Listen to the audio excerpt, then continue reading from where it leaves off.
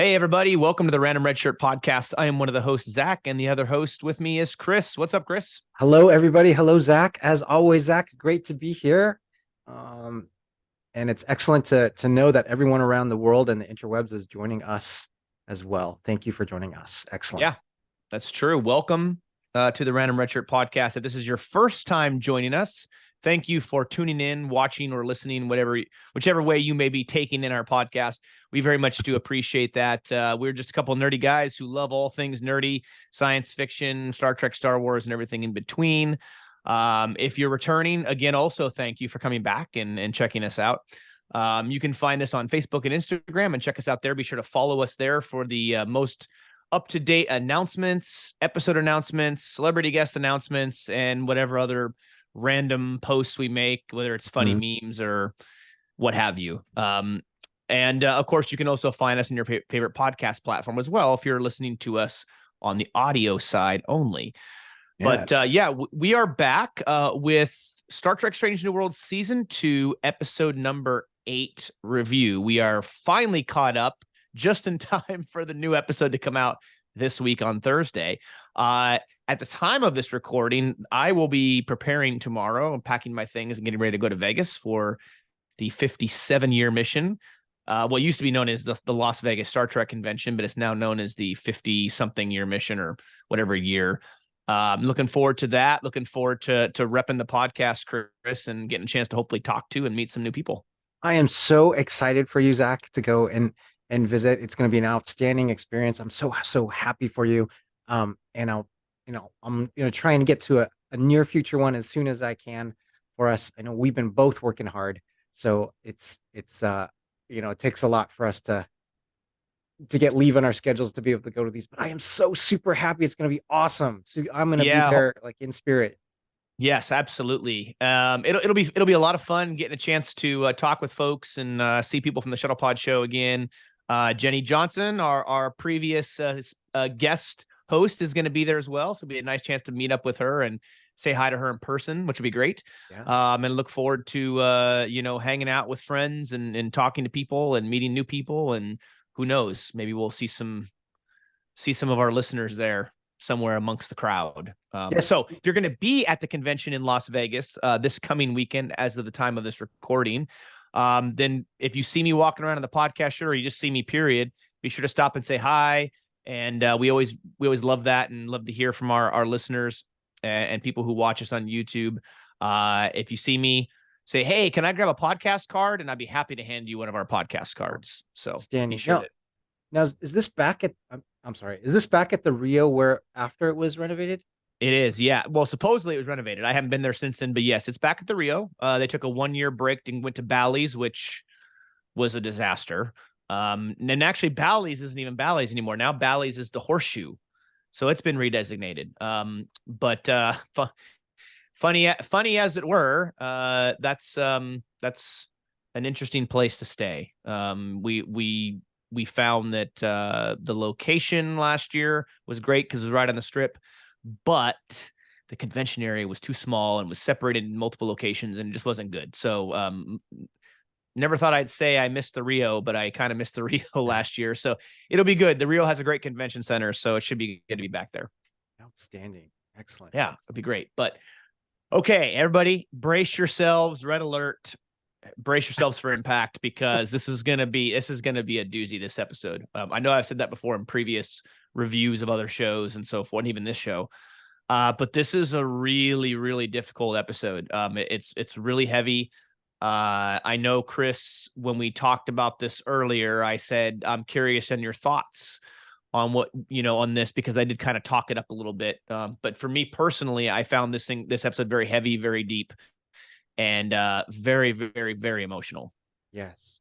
A very serious and somber tonally type of episode that deals, I mean, there is certainly action, but mostly it has to do a lot with inward struggles that people have to deal with as they experience trauma, and how they deal with the horrific events that may happen in their life and how that affects their character and their personality in the future, especially when they've got to kind of revisit those.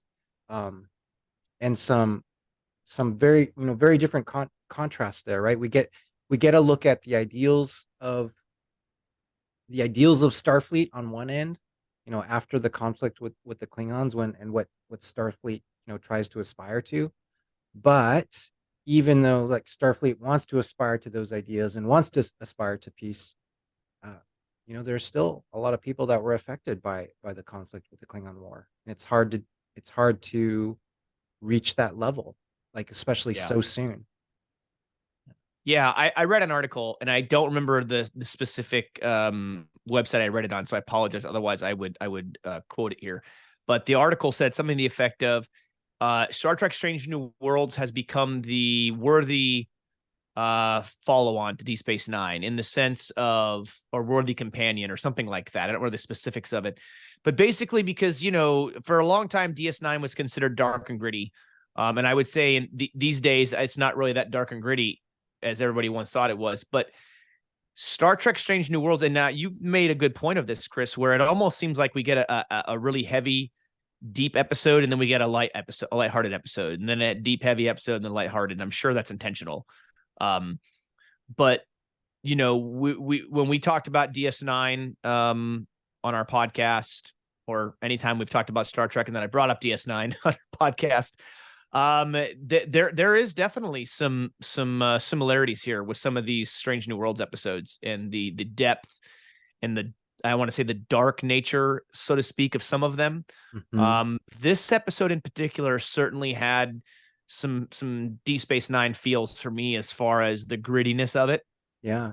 and showing the I guess the dark side of what this future holds. When Gene Roddenberry was alive, he had this vision of a utopian future where everything was great and grand and wonderful, and humanity had overcome all of these things and learned to work together in spite of their differences. And in fact, they celebrated their differences and that whole infinite diversity, infinite combinations, acronym that people love to use. DS9 was not that way. Um, I would say Discovery is not that way. Hmm. Star Trek Strange New Worlds, it has had episodes that don't appear that way either. And I don't think any of this stuff would have been created if Gene Roddenberry had been alive. So there's some very, very dark grittiness to this episode, and we're certainly going to get into that. Yeah, this is going to be very interesting. I think Strange New Worlds is particularly season 2, very interesting for both of us so far because we feel like it definitely goes on the extremes of both ranges. So very light and very fun to watch, and to dealing with these, very serious issues, in a sensitive way, but still dealing with these very sensitive issues. So it's been I'll use the word interesting again. It's been an interesting experience for me as a viewer, to go in and to watch these episodes and then see how it affects me. Um, I particularly enjoy the light episodes more because it's nice to be able to get away and enjoy lightness. Yeah. But I do appreciate, the serious episodes where they deal with, topics that we should all be made aware of, and they deal with those topics, like sensitively and then honorably too. Yeah. And Star Trek has always done a wonderful job for the most part of discussing topics and bringing up things that are really difficult to talk about. And in some instances, we don't want to have those conversations. But I think by presenting certain topics, themes, ideas in episodes, especially as Star Trek fans, it kind of forces us to say, I really need to think more about this. I really need to examine this, or I need to examine myself and figure out how I would react to this, or is this how I would respond. And so this episode deals heavily with PTSD, which I hate to say it, but DS9 is really the first Star Trek series that I think brought that to the limelight within the franchise. On a large scale and significantly, and they handled it, I think, very tastefully. And I think this episode handles it in a way that makes you empathetic for the things that these characters go through. So let's jump into this, Mhm. Chris. Let's get into this. Let's go through it, and let's share our thoughts as we break this episode down. So from the very beginning, we get a shot where the Enterprise is passing through the Prospero system, where they're scheduled to pick up a Klingon defector due at Starbase 12 named Ambassador Dakra. I think so. I said it right. I think so. Yes. Yeah, played by actor Robert Wisdom. And this Klingon now serves as a representative of the Federation, which is very interesting. We don't know anything about this character in the very beginning. We just know he's a Klingon. So we're thinking, okay, Klingon representative representing the Federation. That's a little bit strange, especially given the history between Klingons and the Federation. But he's definitely not what you would expect, right? When he first walks on board the Enterprise, he is very different than the traditional Klingons that we're used to seeing. He's very pleasing. I would say he's got a pleasing personality, and he's very gregarious. And he doesn't seem like the standoffish Klingon that is so attached to war and so attached to honor. He seems interested in Pike, interested in the crew, interested in the ship, and definitely tries to, as much as he can, talk about peace and how he wants peace amongst both the Klingons, like, and the humans. And he's this the character of Dakra, you've got to imagine, like, so now he's an ambassador working for peace with a reputation that he killed his own men, the Klingons. But if he's working for peace, I wonder, like, how, and it doesn't get into this much. The episode didn't get into it this much, but how effective and respected he would have been on the Klingon side, right? So that'd be kind of an interesting take on it. He's so different. He was not the typical Klingon at all. Right. Yeah. Absolutely. And it's very interesting. So is from the moment he comes on board the Enterprise, the crew is affected by his presence. So at least some of them. And we begin to learn very quickly why that is. And that's due to the nature of previous assignments that they've had. Right. I do find it interesting that we get this. What was the name of it? The whistle when he comes on board. Boatswain. Yeah, it's the boatswain whistle. This is the first time I believe that this whistle appears in Star Trek. And it was also used in the original series movies. I can't remember if they used the whistle in TOS or not. The actual series, I want to say maybe they did, but I don't remember off the top of my head. So nobody beat me up for it. I want to say Wrath of Khan. It was in there. I want to say it might have been, yeah, and it might have even it might have been in motion picture too. But I know it was used in the movies, in the original series movies. But that's the first time we see one of these. It's also the first time we see a drink that was introduced in Deep Space Nine called the Raktajino. I loved that the Raktajino was back in Strange New Worlds. That was a fantastic touch. Yeah. So didn't the mug look similar too? The mug looks similar to the mugs in 100%. Yeah, which is really funny that they brought that back. Very, very funny. But you had three characters in particular on board the Enterprise that show significant effects of having Ambassador Dakra on board. That's Lieutenant Ortegas. Yes. Which we know had previous war experience, right? Dr. Mbenga. And I think we see a little bit into this during the episode in which we've discussed before, which him and Nurse Chapel decide to jump out the airlock and magically they survive. Yes. That whole thing. And then, of course, their magic green serum that they drink and become like Hulk and just start beating people up. By the way, we learn more about that. You learn. Yeah. Yep. We learn more about that during this episode. And we also learn more backstory as to why they made the comments they made just prior to fighting those Klingons in the hallway. Now it kind of makes sense with the way in which they went after those Klingons and the way they attacked them. And then kind of putting that all together in this episode. Yeah. I do like that they revisited the serum and that we figured out, hey, what it actually was, and the name Protocol 12. Just we'll talk about it a little bit later. Yeah, but there you go. But I'm glad it was there, and they talked about the effects of Protocol 12. They're like, yeah, it gives you what essentially it was like injecting adrenaline, and it gives you like strength and yeah, and it also inhibits pain receptors, right? Yeah. So you're able to take beatings and you don't feel the pain like you would, normally. Yeah, and surprise, it's bad for your health long term. Shocker. This is what I was saying. Remember when I made that comment? I'm like, I don't think this is legal within the Federation. So yeah, it's I don't know that it was hinted at. I think it was just pretty much stated that Dr. Mbenga developed this this serum. As far as I'm aware, I don't remember there being anything else to the contrary. I'm pretty sure it was pointed out that that was something that he had developed. yeah.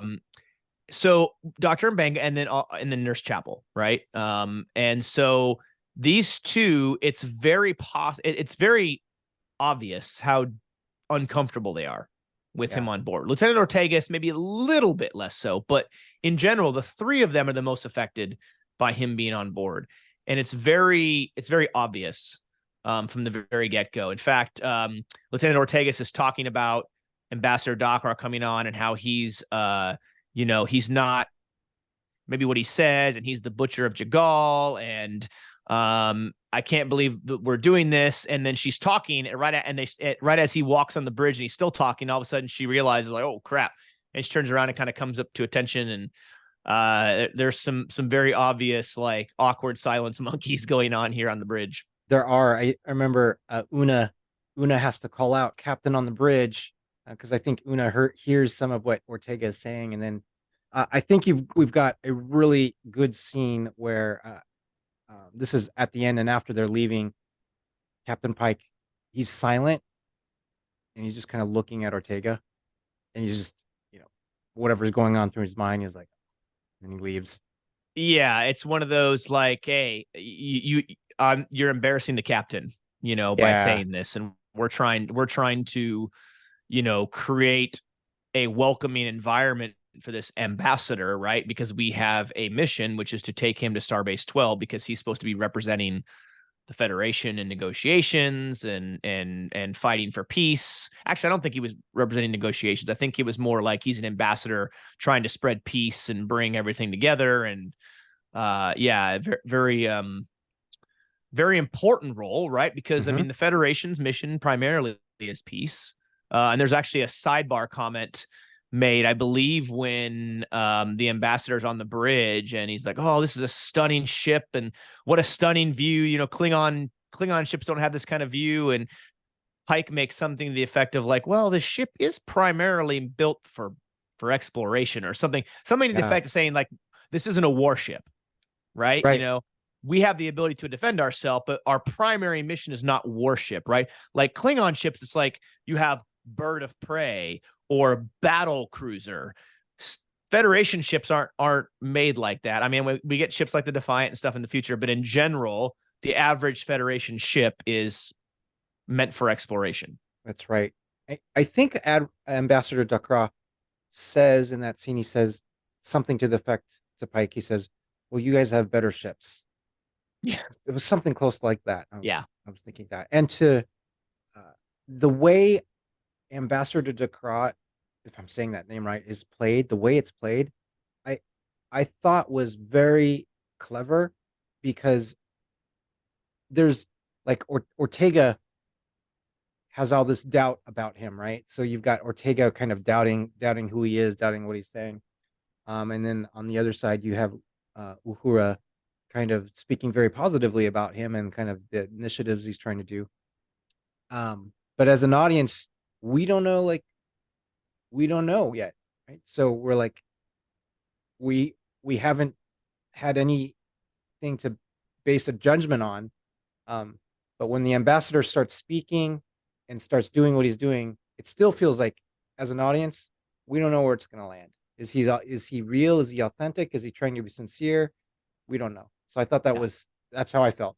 Like, Yeah, that's true. And you also look at it too, because you have two different perspectives, right? You have the perspective of someone like Lieutenant Ortegas, who's been in war and has a certain view of Klingons based on her experience, right? And then you have Uhura, who's a little bit more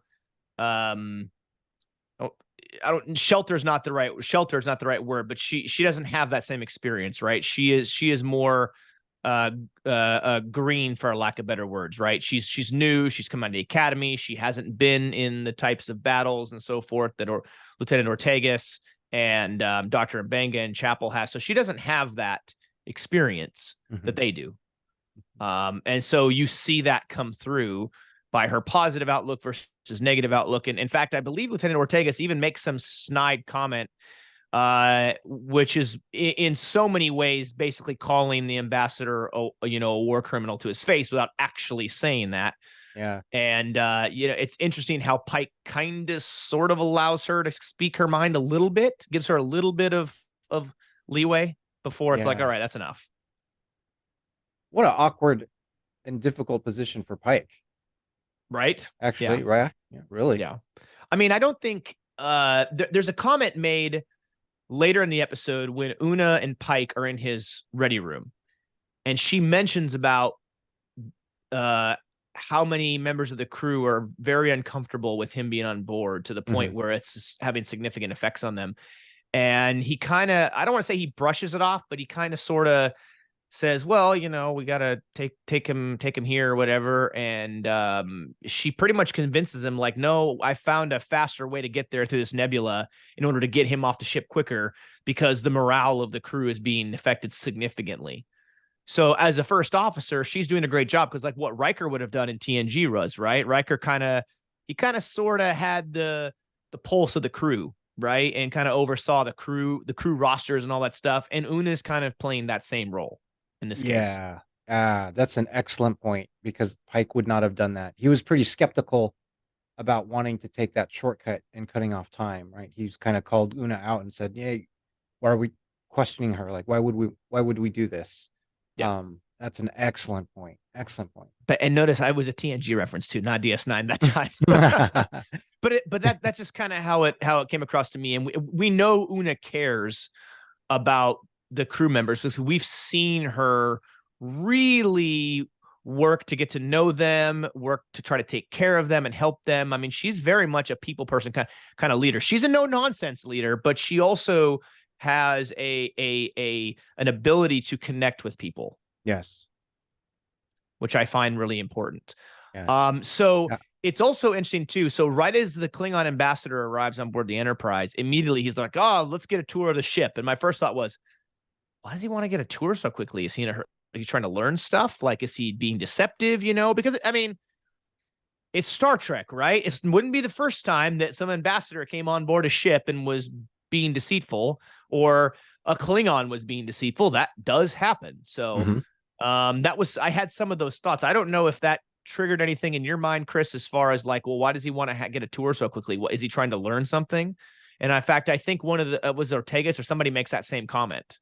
It did. And he wants to go to the bridge, and so you see the looks amongst the crew when he asks to do the tour, kind of the questioning looks that they've got amongst each other. But that's certainly, I'm sure they were thinking that, like, why does he want to tour the ship?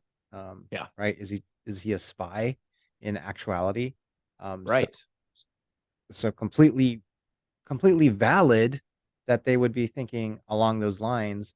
And I think, I don't know, I would feel for the ambassador, interesting that he asked that right up. I don't know, like, he's got to know coming into that situation that there has to be mistrust on him. He would be, I think, naive to think that everyone trusted him fully. And I think he makes reference to that in the episode. In fact, it very much seems like, as an ambassador, which I think will be an important trait to have, he's very perceptive.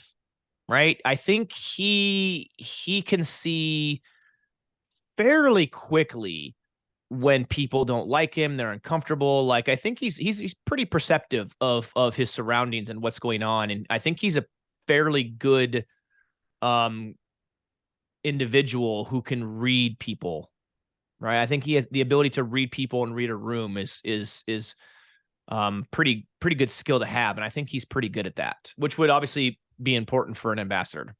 Yeah. Yeah, for sure. So uh they go to the bridge and then they continue the tour and they descend into sickbay. They do. And you see both the reactions from Nurse Chapel and Mbenga, and they are highly stressed. Yeah, that's an understatement. Yeah. Yeah. Especially Dr. Mbenga. I think of the two, he's the most stressed. Doesn't he almost have it looks like a panic attack Yeah. after that? I Like think. he's like grabbing his Yeah. chest or something, or by, on his side. And you can tell it's like it almost looks like he's having a hard time breathing a little bit. He's Mhm. getting short breaths. And yeah, I would say some type of panic attack. Yeah. Um, this I'm not sure quite when the flashbacks in the episode start, but I think it's around here that we do have a few flashbacks and we kind of see a little bit of Jagal, and we start to learn that Mbenga and Nurse Chapel were on Jagal, if I'm getting that sequence in order for the episode, but Yeah, not too much. I do think at some Yeah, right around this time we get a flashback to Jagal. And I believe the first flashback we get is Chapel's initial arrival to the medical pod. yeah, And they're I believe there was a reference made where they're pretty close to the front line. The front line of fighting. I mean, there's shots going off overhead. It's loud. There's explosions all the time. They're pretty close to the action where she's been assigned to. yeah. It looked. You're right. It looked really close to the action because when you see the scenes and you see the sets. There's like fire, uh, in proximity, like in the not too far away from them. You see all this fire going back and forth, and explosions. And then Nurse Chapel actually says, "Did we just take fire?" When she Yeah. arrives, and I think the chief medical officer there like says, "Oh, you'll get used to it." Yeah. And the Yeah, chief medical officer is none other than Clint Howard, well-known actor, the brother of the famous director Ron Howard, and from also from Happy Days. And he was the little boy, little cackling boy in the original series when he was obviously a kid. yeah, And he's been in a lot of stuff. He was in Apollo 13, which I think Ron Howard directed, so his brother directed it. And he was a not Klingon, geez. He was a Ferengi, I believe, in Star Trek Enterprise and other stuff. So he's been around, done a lot of things, but in a lot of stuff. So it was really cool to see him make an appearance in this episode. very cool, very cool. Yeah. Yeah, so Chapel certainly is shocked by kind of the conditions of that forward operating base, and um, what they're going through, and you see a lot of the wounded come in through that transporter system, and they're kind of triaging that like as it comes. Um, and there is an incident, and I might be jumping around a bit. This might not happen now, at this quite moment in the episode, but there is an incident where there's a very badly injured Federation soldier, uh, and then they have to make the decision to like, okay, let's temporarily suspend him in the That was this transport. moment, I believe, because Okay. I think this happened not long after she arrived. Like she's arrived, she's trying to find her little tent, right? And then all of Yeah. a sudden they hear like transport incoming or whatever the phrase was, and then she runs over, and there's soldiers coming in, and then one beams in severely wounded. He's got that significant chest injury, and then like Yeah. you said, it's Dr. Mbenga actually the one that's like, no, we can suspend him in the transporter, which is interesting because now we learn where he gets the idea to suspend his daughter in the transporter. Yes. If you go back to, I think that was in season 1, right? Yeah. To suspend her and like a suspended animation while he tries to discover a cure, they're suspending this guy's pattern in the pattern buffer until they can basically get to him.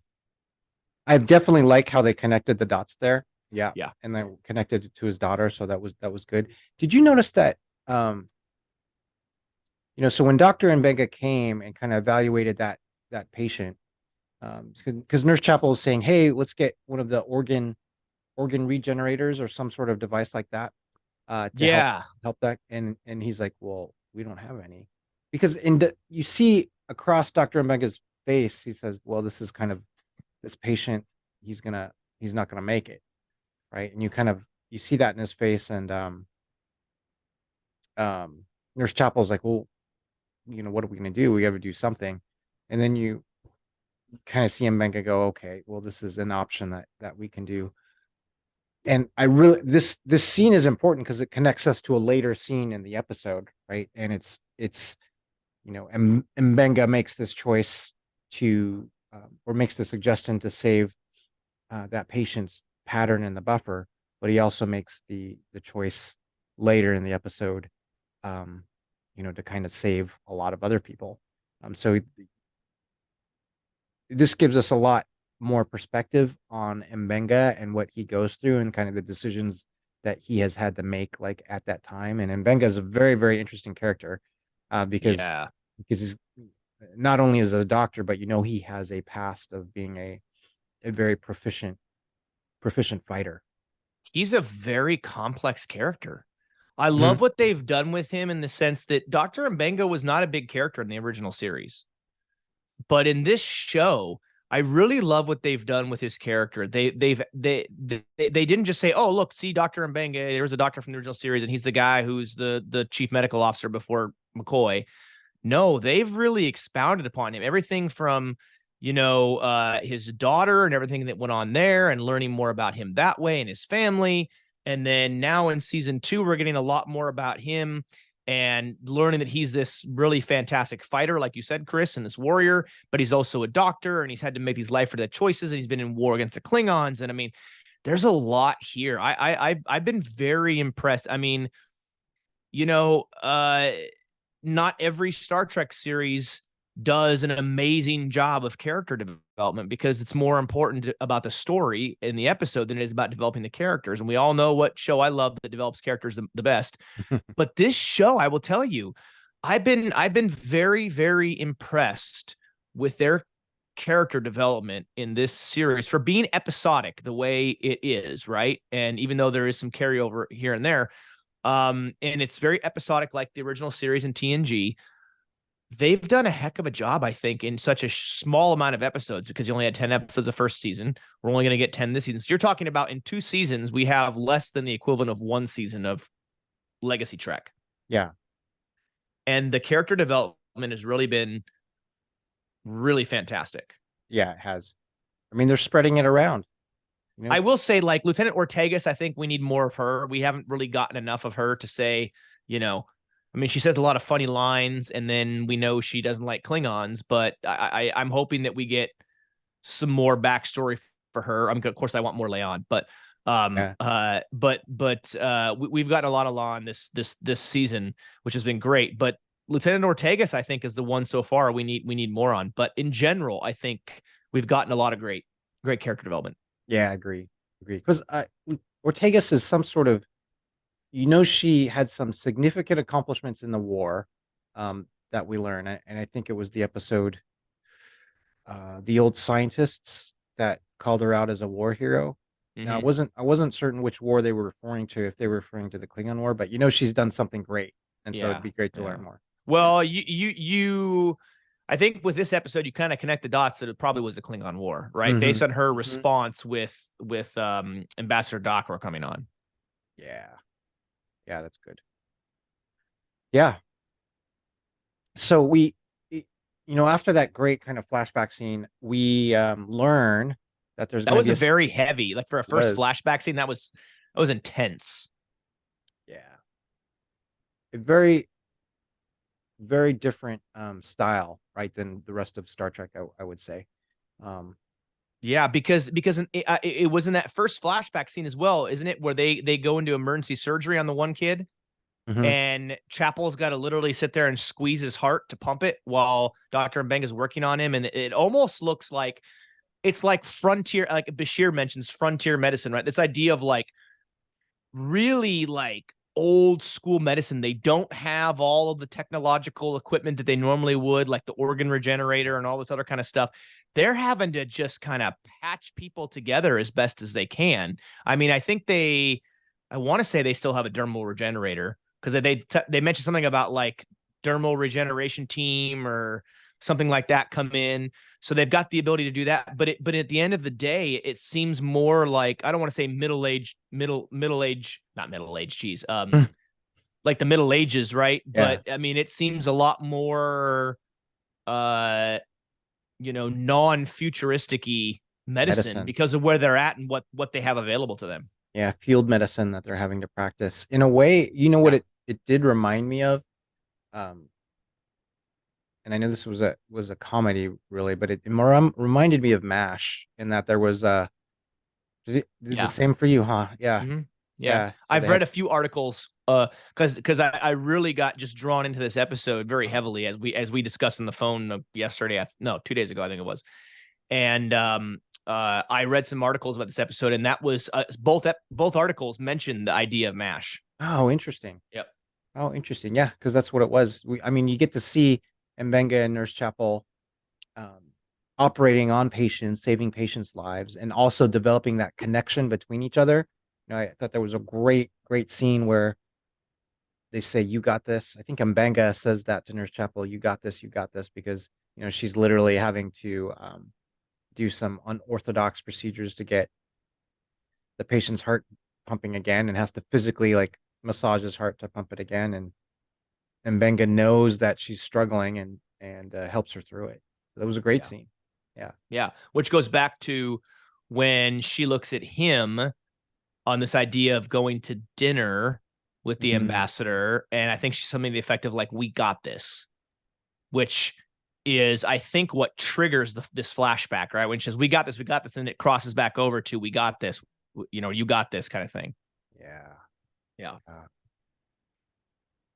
The the actual dinner was pretty great. I mean, in terms of the scene and how the characters interacted with each other. I thought, very we get to the dinner and we see Nurse Chapel kind of standing apart in the distance while other people are eating, and you see the anxiety on her face, and you see everyone listening to the ambassador talk because the ambassador is talking a lot, and you see, I think, Uhura, Pike, and Una, being very very interested in what the ambassador is saying, and then Mbenga and Nurse Chapel just very uncomfortable, very Yeah. uncomfortable. And it was interesting too, because Pike tells Mbanga in Chapel that Starfleet Command has given him an order to have people who were part or veterans of the Klingon War. They have to be around. They have to have conversations with and help the ambassador feel welcome and build this kind of diplomatic relations with him, because this is going to help bridge peace amongst the Klingons and all this stuff. And I find that interesting that you have the Federation or Starfleet, I guess, that is forcing their war veterans to interact with somebody from the other side in order to supposedly make things better. In my opinion, that's a foul, because you're not thinking through, like, these people were in a gruesome war, and you are telling them that they're being ordered to do this, not like, hey, we really want this to happen, so we really highly encourage you to do this, but we understand if you have to bow out. I just, that to me is very insensitive, I think, by Starfleet Yeah, Command, because yeah. they have to consider the effects that the war had on some of their members. Yeah, I had the same thought that you did, and I, I really thought it was a stretch actually for the episode to have something like this in there to say, "Hey, you're ordered to go have a dinner with this mortal enemy that used to have that was the Butcher of Jagal, for the battle that you were involved with." I have found that hard to believe that they would actually be uh ordered to do that. There could have been like there's a lot of other methods and means, to kind of accomplish that end rather than saying, hey, you've got to go socialize to some extent with that individual. Yeah, but at the same time, we also know Starfleet has organizations like Section 31. So, yeah, I do agree with you, Chris. I think that to a certain extent, I think it's a bit of a stretch. However, I could also see it happening. I can see it from both sides. Where we think Starfleet and the Federation always has the best, intentions, but in reality, we know full well that Starfleet and slash the Federation is fully capable of doing heinous things. Mm-hmm. That don't quite fit the narrative of what they project to those other species and alien races around them. Yeah, for sure. Yeah, But yeah, the dinner party was very much a nightmare. I think you're right when you said that Dr. Mbenga and Chapel, like they have especially Chapel, she very much distanced herself from the table. Everybody else over there, Dr. Mbenga at least goes and sits down, and Spock comes over to try to, console her a little bit or try to say, hey, maybe I can go change the topic and conversation so that, something more comfortable. And so he comes up with this idea of talking about some Klingon book. I think he asked the ambassador, like, have you ever heard of the famous Earth book, like the Sun Tzu's The Art of War? And he's like, oh, I love that book. It's amazing. And, and he's like, I was wondering if you could juxtapose or compare it or whatever to the Klingon book. And I don't remember the name of it. And then so trying to create some type of, conversation that might make Chapel feel more welcome. And I think that's, for Spock, I think that's his human side showing through, that he empathizes or sympathizes with Chapel and wants to try and make her feel more comfortable, knowing the situation is not exactly ideal. Yeah. And we do have that scene after the dinner with Spock and with, Chapel. I mean, she's still very uncomfortable. I think she says there's a moment in the dinner where I think she says she's not feeling well and has to leave. Yeah, and then Spock, I think, follows her, right? And she mentions something to the effect of, I just need some time. Yeah. Right. And he's like, oh yeah, basically you mean time away from me. That's right. And that's kind of I think that's kind of a fallout from what with Ensign Boimler in the turbo lift. Yes. About how he doesn't mention her. And she knows that, from our last review, we mentioned the line that she says about, I always knew that I wouldn't be, able to influence him forever, or something to that effect, right? That's right. And so I think that this is a continuation of that. This is another thing that I love, which is the fact that while this is a episodic style show, we're getting some level of continual stories, right? Things that are carrying over, things that are being brought from episode to episode. It's kind of like, this is no pun intended. I literally mean no pun here. Mm-hmm. This is like the best of both worlds, right? Mm-hmm. You're getting the episodic toss style, but you're getting some of that continual story arc that we've seen in previous Star Trek shows. Mm-hmm.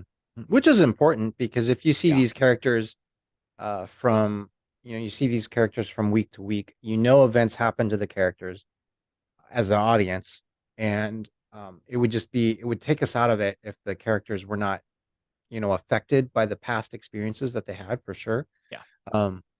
Yeah. You know what? At the dinner, now that I remember, I think Ortegas has an outburst or a problem, and says some stuff that's. She does. At the dinner, and then she leaves, and then Nurse Chapel goes to check on her, and so that's how that kind of unfolds right there. I don't quite remember what Ortegas was saying, but it was questioning the ambassador, for sure. Yeah, and it's interesting that she's the one that has the initial outburst, because Dr. Mbenga, knowing what we know now, Dr. Mbenga, I feel like, has the most right to have him and Chapel had the biggest outburst. As far as we know, we don't really know what Ortegas's role was. Yeah. It's obviously she had some role that had a significant impact on her. We just don't know because they didn't include that in the episode.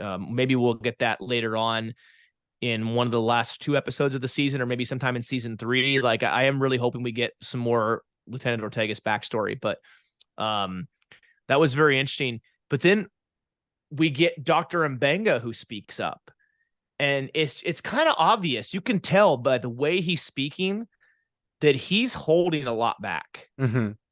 He really is. And you can start to see some of his anger come into play. Yeah, he's very much restrained. Yeah. Yeah. And I was actually surprised that he was as restrained as he was, given what we know about the whole episode now.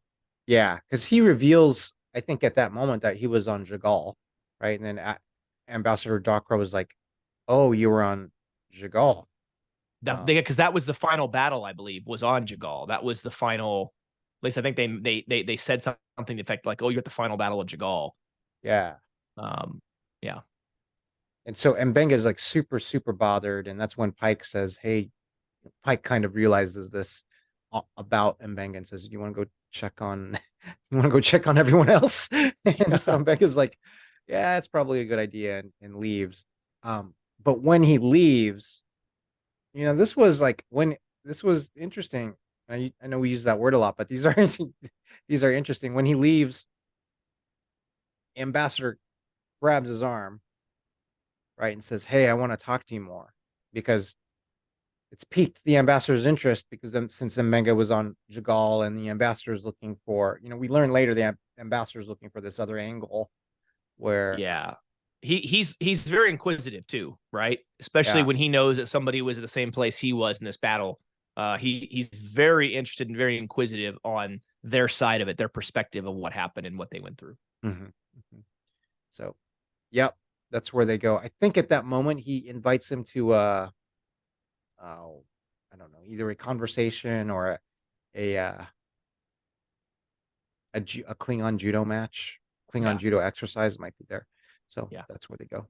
Yeah, and then we get a flashback, another flashback to the past, right? And this is where, very interesting, we get an Andorian special ops officer. So I thought this was cool. That was cool. And the Andorian's got a scar on his face. I think one of his eyes looks like it's been damaged, so he can't see out of it. It's like whited over, which kind of reminds you a little bit of the Enar.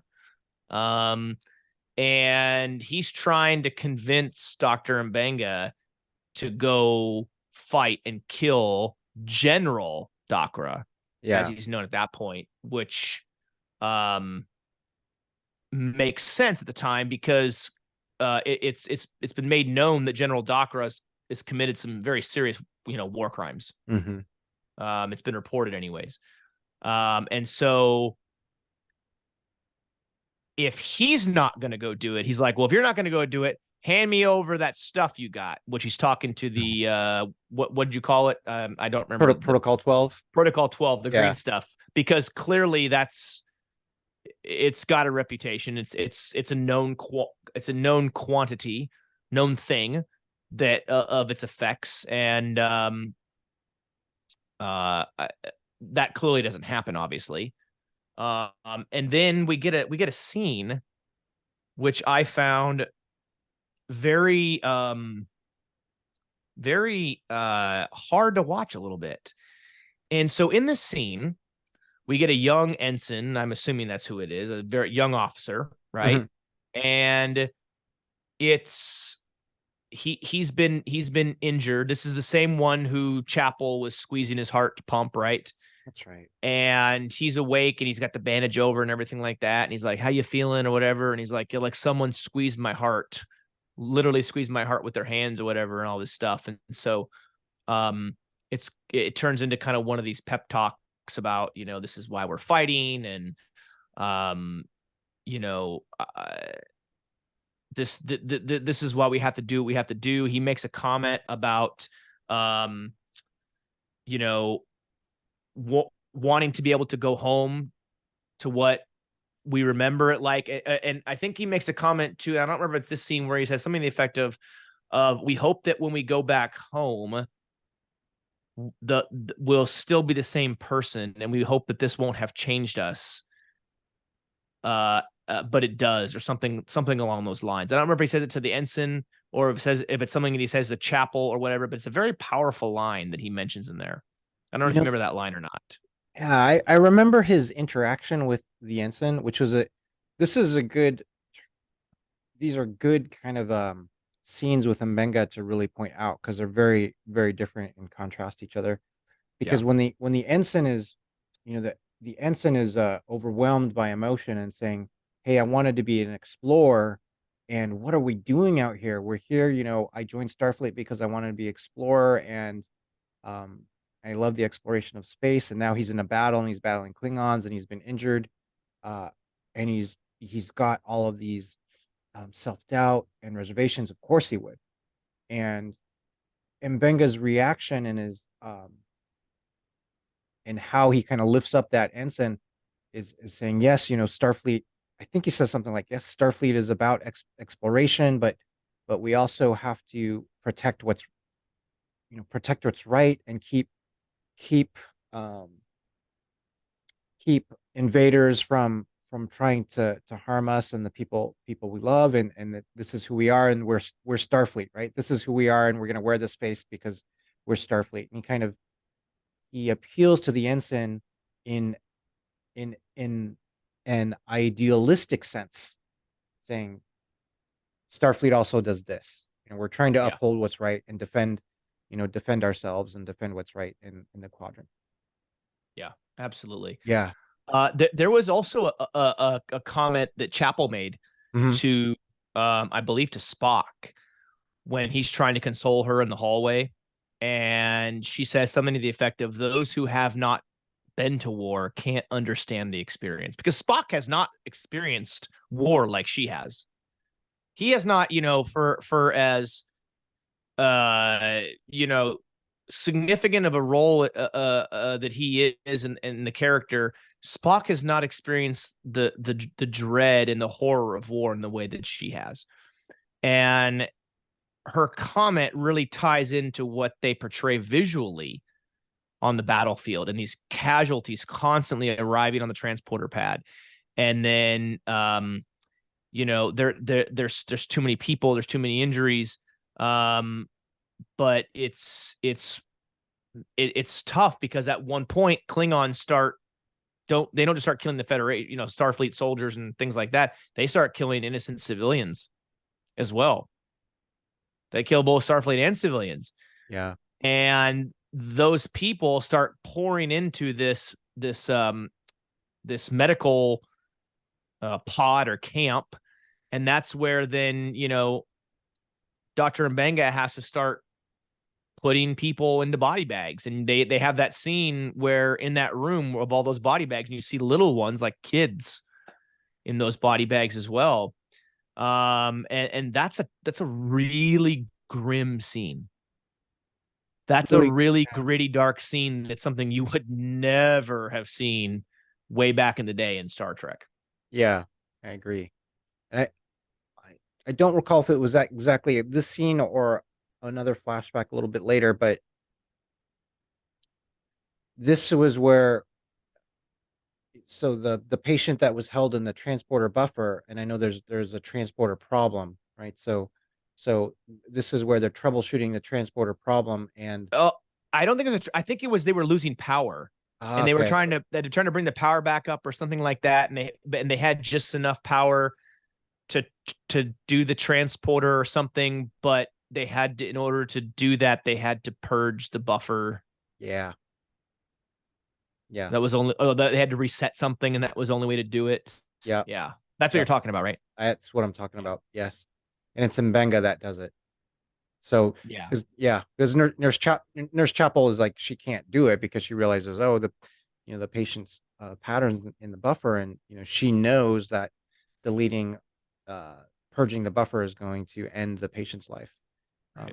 But they've got all these wounded coming in, or there's no way to get those wounded coming back in order to save them, and Benga makes the decision and he does it, and she's like, "What are you doing?" And he says, we're saving, what are we doing? And he says, we're saving lives. So, Yeah. And yeah. that's a tough. I mean, obviously, I've never been in that situation. I don't think you've been in that No. situation. Yeah. Uh, I can't imagine. I cannot imagine having to make that call. Hmm. I mean, that's that's something that would stick with you for the rest of your life. And I would imagine, like what we're seeing here with Dr. Mbenga and Nurse Chapel, that these memories are so powerful and so intense, they can feel them as if they just happened yesterday. Yeah. And it's that going into that idea of PTSD and the effects of these memories and the effects of the horrors of war and the effects of the things that they've seen and gone through. It paints a real grim picture. You know, when we see wars talked about in Star Trek, like like the Klingon, Klingon War and TOS, or you have the Romulan Earth Wars, which would have been post Enterprise, because Enterprise was getting close to that point, and then the show got canceled. Mhm. Or you look at the war with the Cardassians, you look at the war with the Dominion, you look at all these different wars that have been presented in Star Trek. And the horror of those wars is never presented in a way like it is in the show.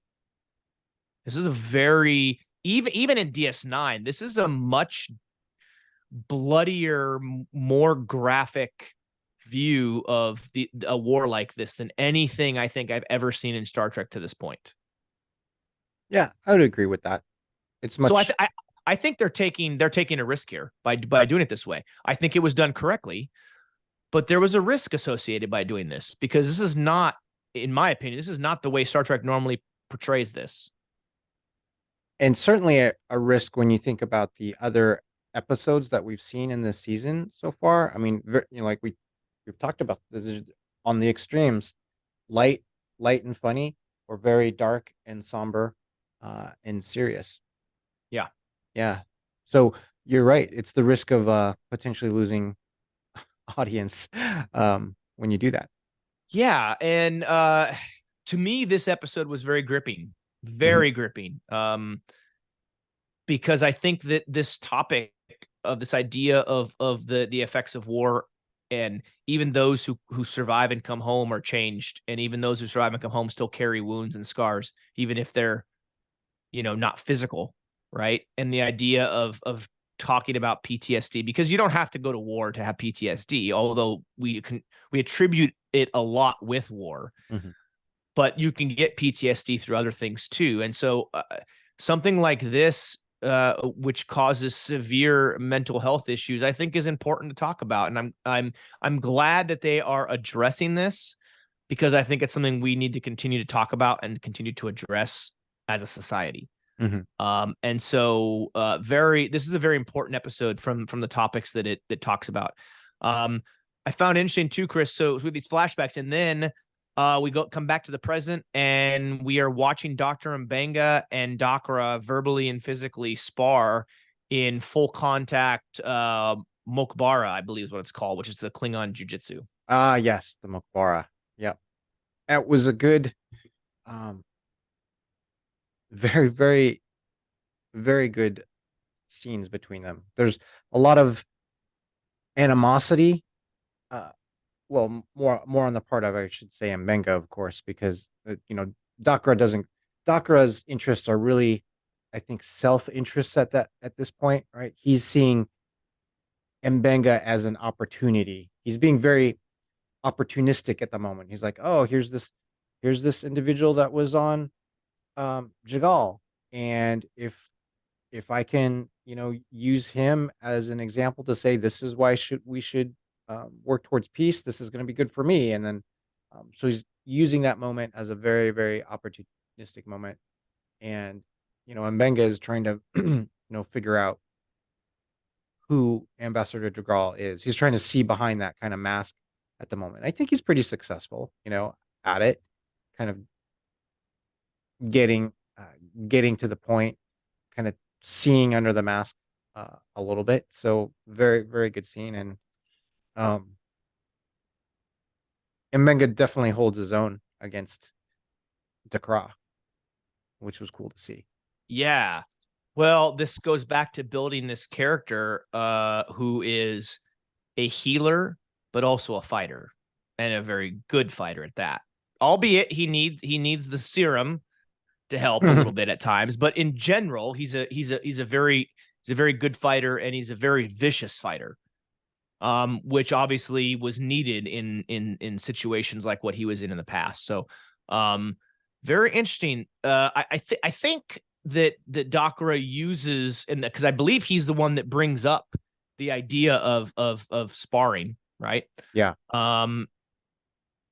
I think he's using this as a diplomatic tool, right? As a way to try and maybe break through a little bit the wall that there is between him and Dr. Mbenga and try and bring them together. I mean, regardless of what you think of the character, I think some of the concepts that he's trying to use from a diplomatic perspective as an ambassador are very good.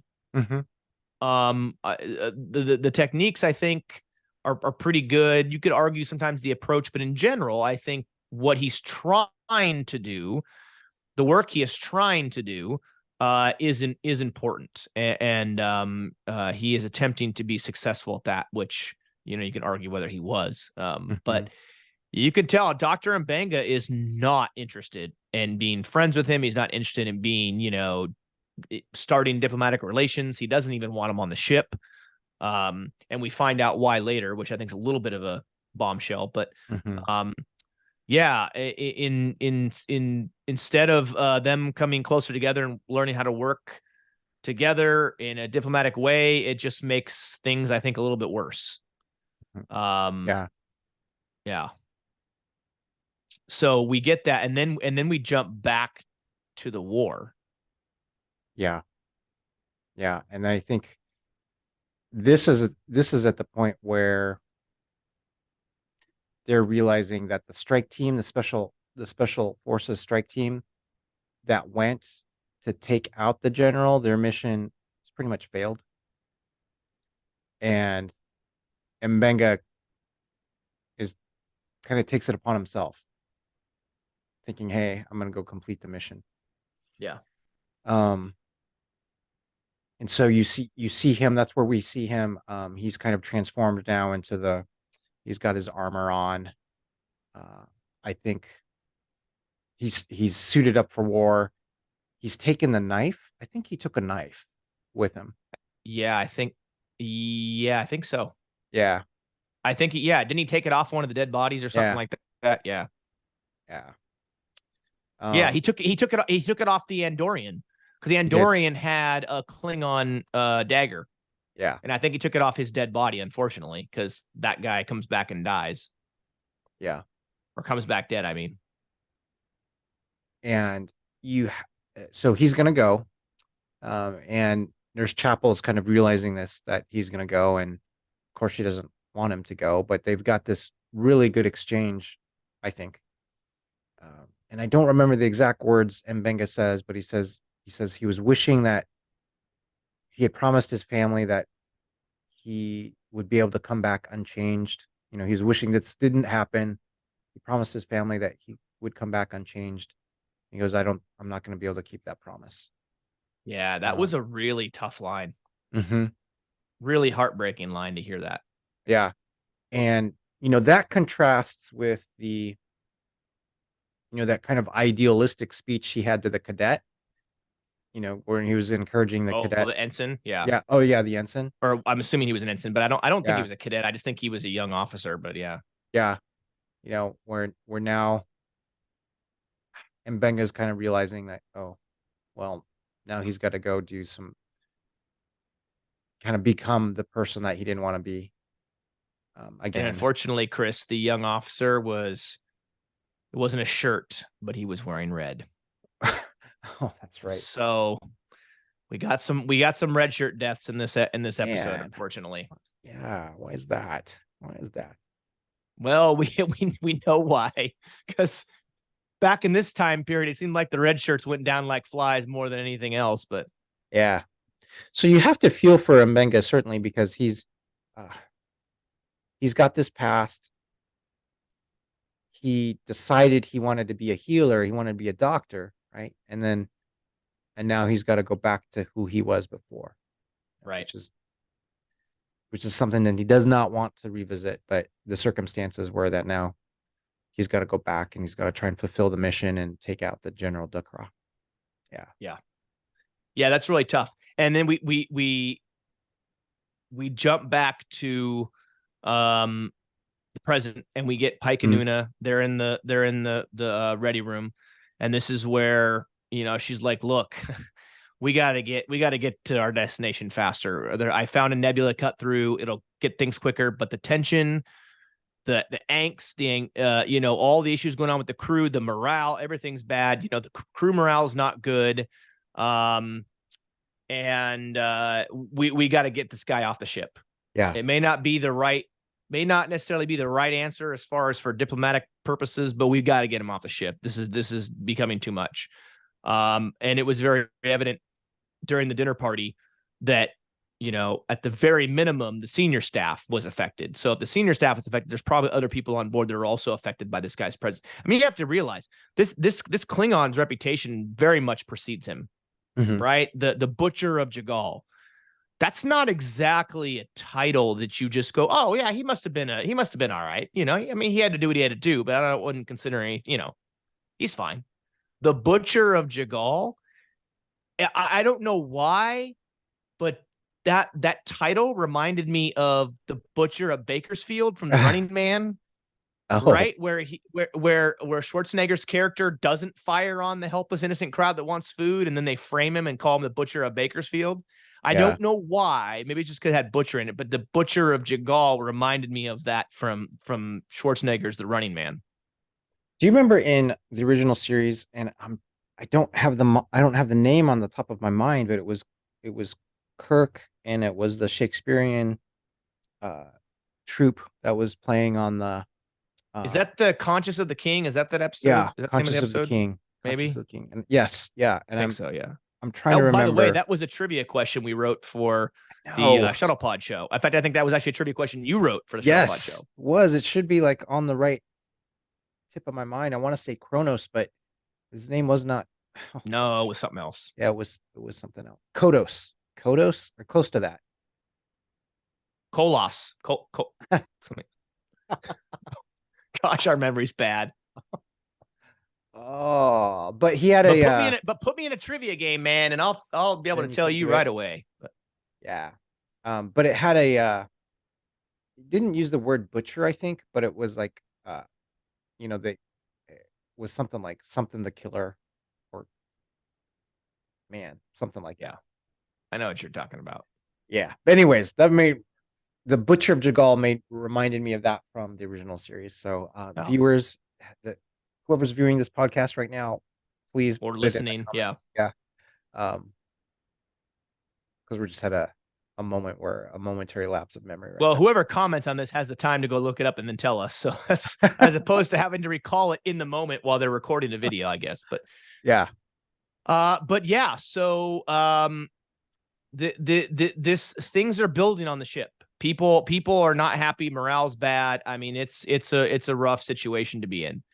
And so because of that, Pike says, "Yep, all right, let's go ahead and take that quicker route." And then we get Ambassador Dakra, or General Dakra, goes to Dr. Mbenga one more time in the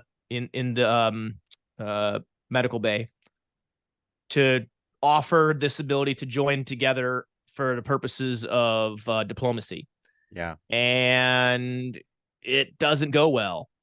As a matter of fact, we learn that not only does Dr. Mbenga completely refuse the offer, but he's like, you know what? You just need to leave me alone. And you actually see that little case he has, and inside it is that Klingon dagger.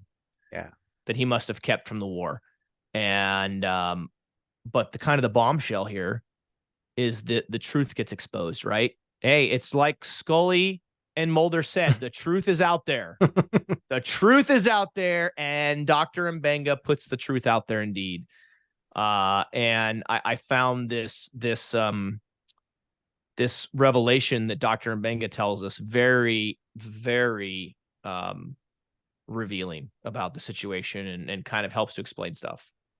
Mbenga is fascinating, and the tempo at which he exposes the ambassador is excellent, and it's unnerving, and the way he asks his questions in a soft spoken way, and Benga's always kind of soft spoken, but there is so much restraint and so much feeling behind it. I mean, he asks them this very, very probing question, like who fought the hardest? To the ambassador, of your men, who fought the hardest? And he's he's probing the ambassador, trying to get through that mask, because he's got a little bit of I think Mbenga's got a little bit of uncertainty too, right? Is the Yeah. ambassador really sincere? Is the Right. ambassador sincere at this, or is he hiding?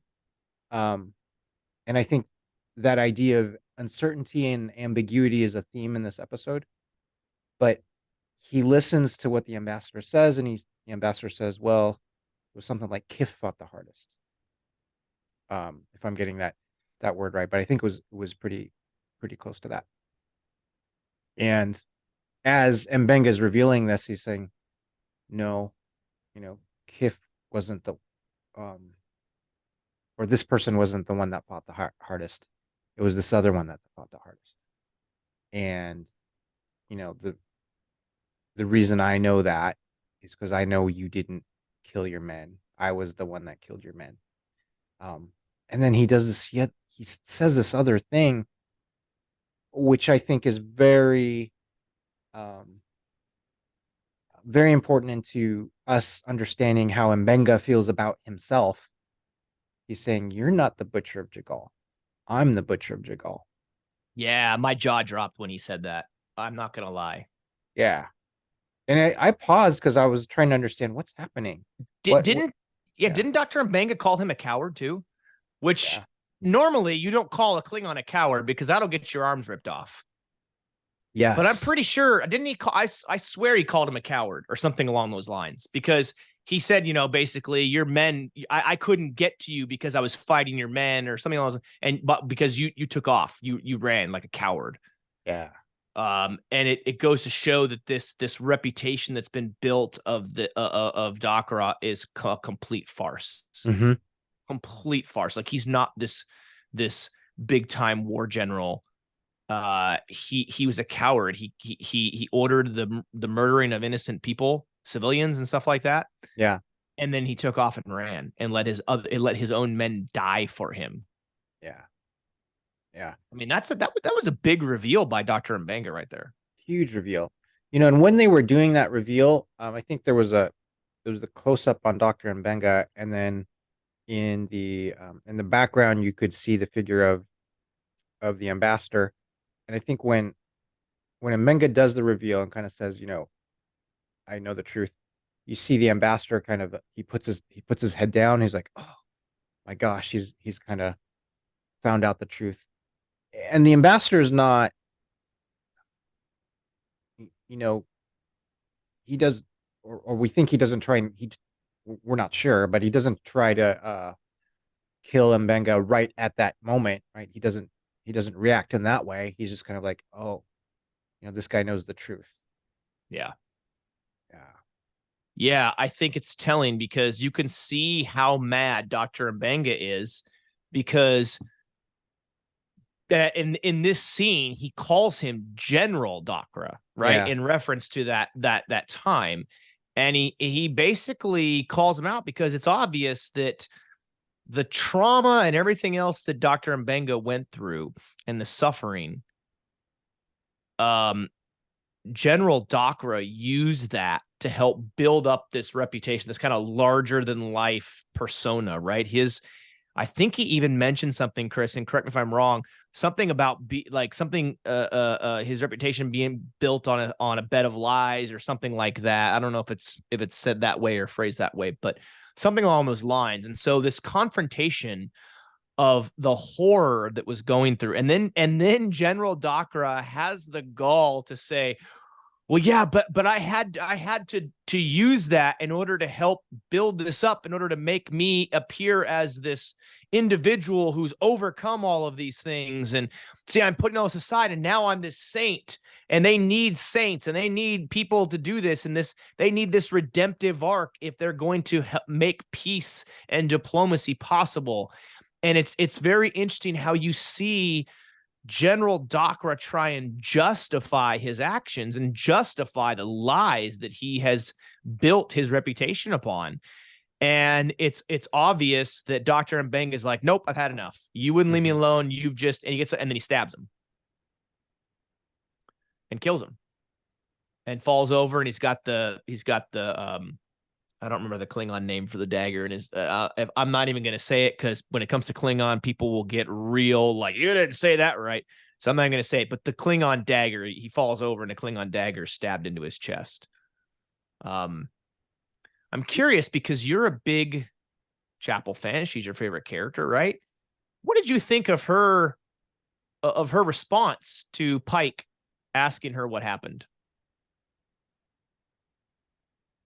I'm trying to be honest. I'm trying to remember how she responded and what she did.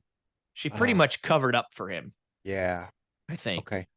And that would make sense, though. Yeah. Because if the response was, oh well, I mean, Dr. Mbenga stabbed him because he was angry, and that would be like murder, right? And can Pike? I mean, we know Pike's ability to go to bat and kind of brush things under the rug for his crew, even though we know he's got the Boy Scout kind of, reputation, right? But he does go to long lengths to cover up stuff for his own crew members that he's trying to take care of. Una was a prime example of that with her Illyrian heritage, right? Albeit he had good reason to in her case. But I would say,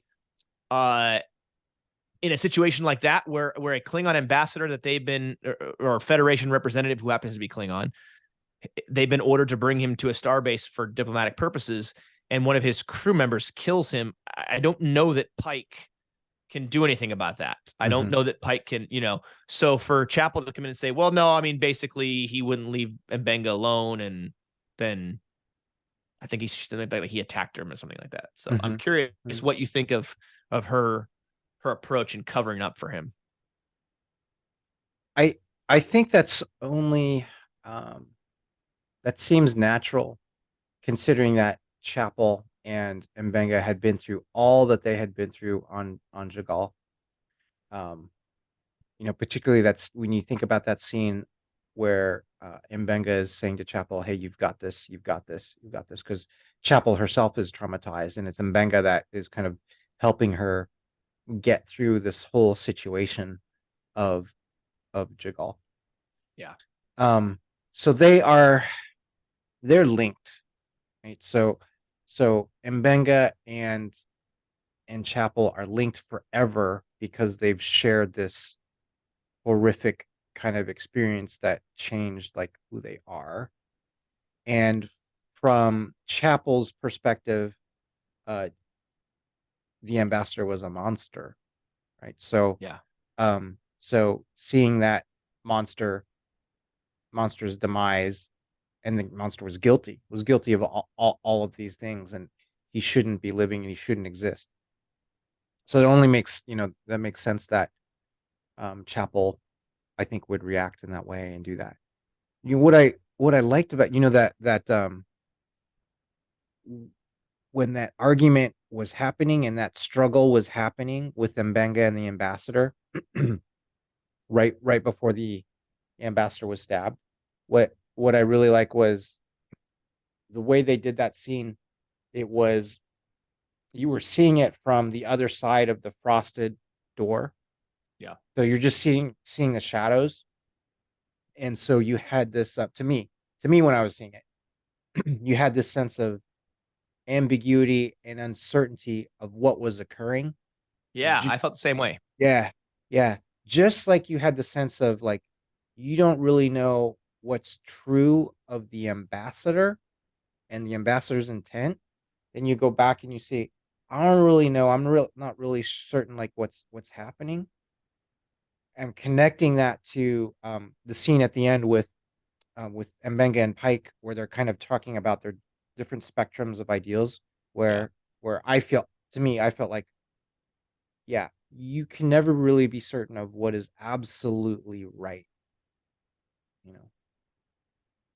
And sometimes and I think in that scene too, sometimes um it, it can be difficult to truly understand somebody down to their core. Hmm. I think we see that here where Dr. Mbenga is a doctor, right? He's a healer. He wants to help people and save lives, but he also took lives. He did a lot of things that he probably is definitely not proud of because of the war. And so that makes you wonder, is it ever possible to truly know somebody? Hmm. Hmm. Right? Because everybody's going to have things that they keep to themselves and they don't share with other people, even their closest, people they're closest to. And so you wonder, like, do you ever really know those people? And I think that's kind of a little bit of a case here. Uh, I don't think that I don't think that anybody else really knew Mbenga because he's the butcher of Jagal. Hmm. And he kept that. I don't think Nurse Chapel know that. I still don't think she knows that. I think the only one that knows that is now dead. Yeah. Um, or the only people that know they're dead. The Klingons that he murdered are dead, and obviously the general that's now dead. Um, that scene at the end is very interesting, Chris, where you mentioned between Pike and Dr. Mbenga. Yeah. I did really quickly want to go back to a little bit earlier in the episode to a quote that I found very fascinating from Dr. Mbenga, of course. And this was when Lieutenant Ortegas is standing outside the dinner room, and you could tell she's contemplating, like, do I go? Do I not go? Do I stay? Like, and then she's like, yeah, I was contemplating leaving or whatever. And Dr. Mbenga says to her, he says, sometimes you pretend something long enough, it becomes a truth. So let's pretend the war doesn't bother us, at least for tonight. And then that gets Mhm. her to go in. I found that first part really fascinating. Sometimes you pretend something long enough that it becomes a truth. And it makes you wonder how well you really do know somebody, how well Mhm. you can really get to know them. Because are they just pretending? How do you know they're pretending? Even people who are really good at at faking or pretending stuff, maybe they don't. I don't know. It's just it was that line kind of hit me. Sometimes you pretend something long enough, it becomes a truth. Yeah. Um, That is a beautiful line. That is good. yeah. I There was agree. another line too in that struggle between Dr. Mbenga, or right before Dr. Mbenga kills um, General Dakra. He says him referring to when he was going to try to find the general to kill him. He says, "I looked for you. Now here you are," meaning they're presently in the medical bay, using the blood on my hands to make yourself a saint. That was powerful line too. Mm-hmm. I think this is, I don't remember if this is before or after he says, no, I'm the butcher of Jakal, but I found that line very powerful because he's sitting here basically saying, like, you're taking my trauma and using it to build yourself up. Mm-hmm. So I found that a really powerful line too. And then the other line, I'm just kind of referring to some lines here that Yeah. I wrote down that stood out to me, was a line that Chapel had actually.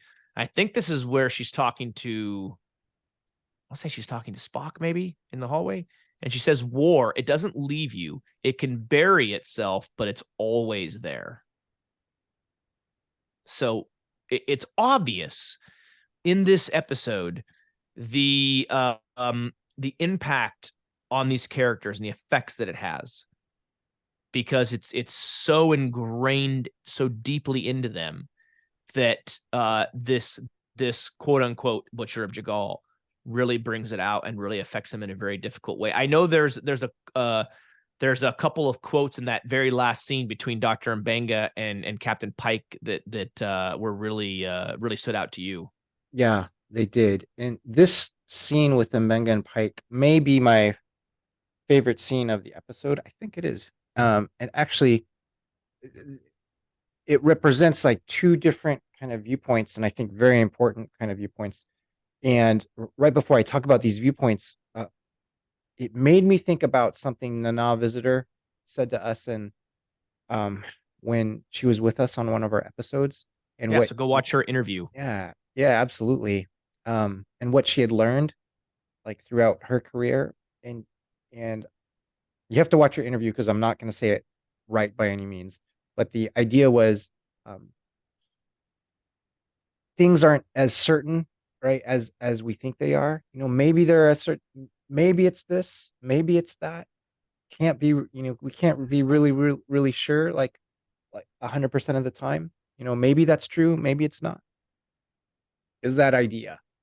But when Pike comes in to talk to Mbenga, because Pike has to, this incident has Yeah. happened on the ship, and he's got to find some sort of resolution. And he says to Mbenga, well, there's going to be an inquiry, but can you tell me? He's probing. Can you tell me what's happened? I'm going to be by your Yeah. side. I'm going to support you. He's got to do his due diligence as the captain, right? He's got to Yeah, figure like, hey, just talk to me. Like, tell me what. yeah, absolutely. And Menga's talking a little bit about what happened, and essentially saying things that Pike doesn't quite like, because Pike is saying, hey, well, everyone, there's due process, there's the process, there's this, even if the ambassador was lying, you have to go the process of establishing this. What Mbenga says to Pike, I love, because they illustrate such different places they are that they're both in. And Mbenga says it beautifully. And Mbenga says, most of the time they see eye to eye, because Mbenga is very intelligent, he's very articulate, but he says to Pike, he says, Chris, you have the privilege of believing what is best in people. And that is certainly true for Captain Pike, because he does. And I think that is a privilege. And the next thing that Dr. Mbenga says is, I happen to know there are some things in this world that don't deserve forgiveness. Mm. It's And it's it's very a little bit of a bleak outlook, but I mean, with what he's been through, I can understand his point of view. yeah, absolutely. And And Pike can't say anything to that, right? yeah. Do Yeah. you think when he says that there's some things in this world that don't deserve forgiveness, that he's not just talking about forgiving others, but also forgiving yourself? Yes. Yes. Because sometimes we do things, I think, as individual people, we do stuff that we have a hard time forgiving ourselves. Mm-hmm. I mean, I could say that about myself, 100%. There's things I've done that I have a hard time forgiving myself for. Yeah. And I wonder if that was a statement not only of others, but also of self-reflection on Dr. Mbenga's part. I certainly think that's strong self-reflection on Dr. Mbenga's part. Certainly someone that has had a history of being a very lethal fighter, wanting to get away from that, and then having to revisit that, and then in his experience of revisiting it, having this horrible thing happen. Yeah. Yeah. I would agree. This is a powerful episode, Chris. I to me, this might be the heaviest episode so far that Strange New Worlds has put out across season 1 and 2. And we've had some really, really good episodes, some really deep episodes. This for me personally is probably the probably the darkest, grittiest, but also I think the heaviest for me. I would say, yeah, the most serious topic. Yeah. Yeah, 100%. And yeah. they've discussed some very serious topics in the first season and 3/4 so far. I mean, we're now 8 episodes in, right? I mean, we're talking about 2 episodes, only 2 episodes left of season 2. That's crazy Yeah. to think about. Yeah. What an episode to come after the animated crossover episode. So Yeah, and then the next episode, episode number 9 of season 2, is going to be the first ever Star Trek musical episode, which is going to be really interesting. I don't know what to think about that. I know some people are excited. I don't know that I'm excited about this yet. I guess I'm gonna have to see it. I kind of thought the same thing about the Lower Decks crossover, although most of it's because I just don't know enough about Lower Decks, so I really wasn't super excited. But I actually found that to be a very fun episode. I think they was well done. It wasn't too much of one or the other. And so I definitely got to go into this musical episode with an open mind. I nice. mean, Yeah. I have mentioned I did theater in high school. And I was in musicals, and I played Danny Zuko in Grease and stuff. So I'm not obviously opposed to it. It's just musicals and Star Trek aren't exactly the best friends. But I think they've taken some very significant creative risks and stuff in this season, and so far, I think for the most part they pulled it off. So I'm curious to see how this particular next episode comes out. Nice. We'll see what my schedule's like in Vegas, but if I have the chance, then we'll try and record our review of episode 9 of Strange New Worlds, kind of on time, and it would come out probably on Sunday like it normally does. But if not, then we'll look at it coming out early next week when I'm back. Yeah, this was a heavy review, a very, very, very touching episode, a very, very dark and gritty episode. And we're curious on your thoughts. Please let us know in the comments below if you're on YouTube, or send us a message on social media if you're listening to us on a podcast platform, and let us know what you thought. Hit us up on Facebook and Instagram. Send us a message, or you can send us an email to the Random Redshirt Podcast at gmail.com. Always do that. Yes. But yeah, we're 8 episodes. I know we had to play catch up, but we're 8 episodes through season 2. How is that possible, Chris? Seems fast. That was a blink. Yeah, so we'll see. Yeah, doesn't seem like it. So the next show we're going to be doing an episode by episode review of, I believe, is going to be Ahsoka, right? Yeah. So yeah, we look forward to diving into that. I'm going to have to do some reading up on stuff from Star Wars Rebels that I'm behind on. I didn't really watch much of Star Wars Rebels, and apparently there's going to be characters from that show in live action form in Ahsoka, so that's going to play into that. How the animated Clone Wars series ended, and the fallout between Ahsoka and Anakin, that plays a big role into live action series, along with the little bit we saw of her in Mandalorian. That will also play out. So some stuff to catch up on. If you don't know much about Grand Admiral Thrawn, you better learn quick, because he's coming. We know that. And as a matter of fact, you have it. I have his first appearance in the book, Heir to the Empire. Nice. I started to read. I haven't read much of it. I just started a while back, but I haven't been able to pick it up recently.